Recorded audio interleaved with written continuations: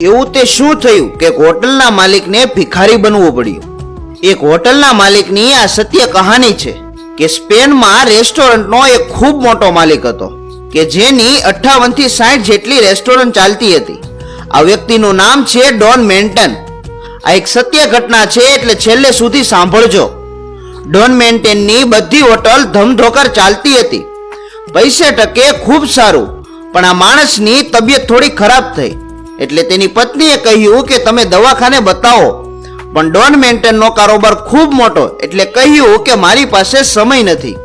થોડા દિવસ વીત્યા, આ હોટલના માલિકની તબિયત વધારે ખરાબ થવા લાગી એટલે તેઓ દવાખાને જાય છે। ડોક્ટરે ડોન મેન્ટેનની તપાસ કરી અને કાનમાં કહ્યું કે તમારી પાસે હવે માત્ર 3 મહિનાનો સમય છે। ડોન મેન્ટનને સંતાન નહોતા એટલે વિચાર આવે છે કે સમય ઓછો છે, પણ હવે મારી પાસે જે સંપત્તિ છે એ કોને આપવી? સવાલ એ પણ નથી કે સંપત્તિ કોને આપી, પણ સવાલ એ હતો કે રેસ્ટોરન્ટમાં નોકર ચાકરથી લઈને મેનેજર સુધી એવો કોઈ વ્યક્તિ નહોતો કે જેના પર વિશ્વાસ મૂકી શકાય, જેને આ બધી સંપત્તિ આપી શકાય। ડોન મેન્ટને આખું જીવન તનતોડ મહેનત કરીને સંપત્તિ ભેગી કરી હતી અને ડોક્ટરે 90 દિવસનો સમય આપ્યો હતો। આ 90 દિવસમાં એમણે નક્કી કરવાનું હતું કે આટલી બધી સંપત્તિ કોને આપવી, કોને આટલો મોટો કારોબાર સંભાળવા આપો, પણ આ સંપત્તિ કોઈને તો આપવી જ હતી એટલે તપાસ તો કરવી કે કોણ આટલો બધો કારોબાર સંભાળવાને લાયક છે।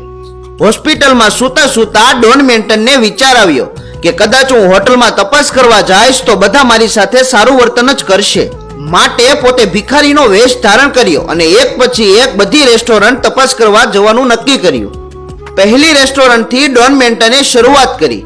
એકદમ ભિખારી જેવો વેશ ધારણ કરીને સ્પેનની હોટલનો આટલો મોટો માલિક પોતાની જ હોટલ બહાર ઊભો રહ્યો।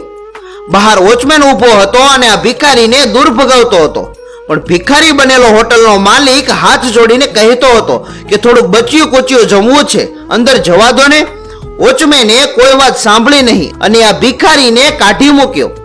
ત્યાંથી તે બીજી રેસ્ટોરન્ટ પર ગયો, ત્યાં પણ અપમાન મળ્યું।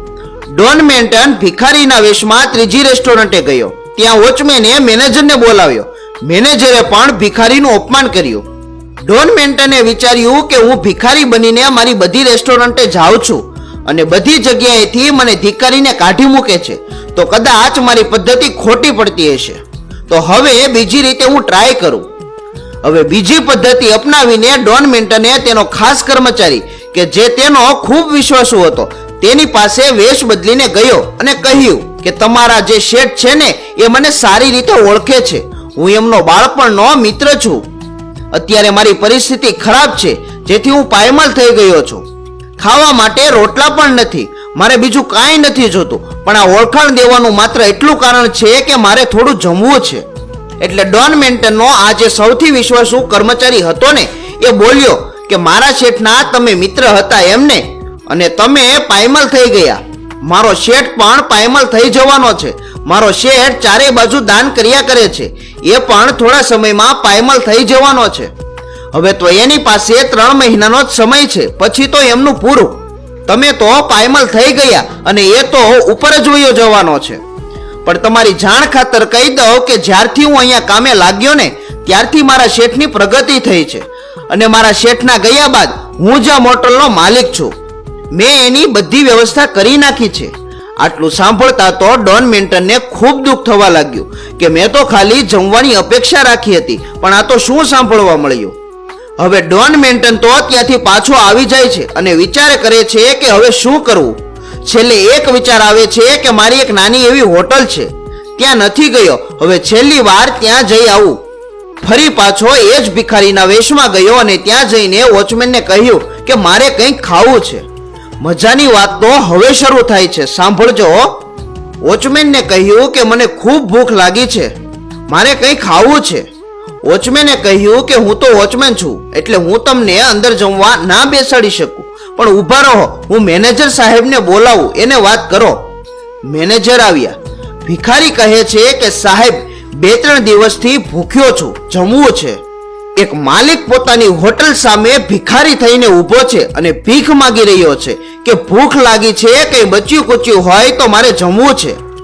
મેનેજરે કહ્યું કે અત્યારે હોટલમાં ઘણા બધા જમવા વાળા છે, હું થોડો કામમાં છું, પણ તમે અડધી કલાક રાહ જુઓ, હું તમને જમાડીશ પાકું.